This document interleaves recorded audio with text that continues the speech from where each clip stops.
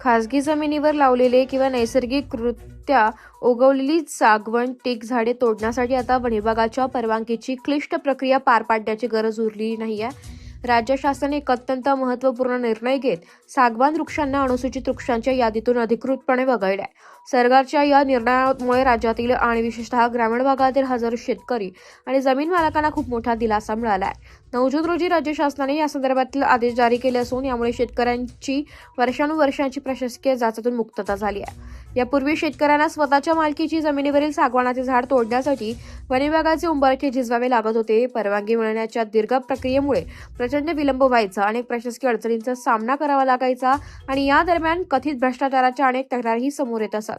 अनेकदा हक्काचे लाकूड असूनही केवळ कागदपत्रांच्या घोळामुळे शेतकऱ्यांना स्वतःच्या झाडावर कुऱ्हाड चालवता येत नव्हती. मात्र आता या नव्या नियमामुळे ही संपूर्ण प्रक्रिया अत्यंत सुलभ आणि पारदर्शक होणार असून शेतकऱ्यांना त्यांच्या हक्कांच्या वृक्ष संपत्तीचा स्वतंत्रपणे वापर करता येईल. जरी सागवान वृक्ष तोडण्यासाठी वन विभागाचा पूर्व परवानगीची अट शिथिल करण्यात आली असती तरीही त्या लाकडाची वाहतूक आणि विक्री करण्यासाठी वन विभागाचा अधिकृत ट्रान्झिट पास टीपी मिळवणे अद्याप बंधनकारक आहे. अवैध वृक्षतोड आणि लाकडाची तस्करी रोखण्यासाठी सरकारने हा वाहतूक नियम कायम ठेवलाय.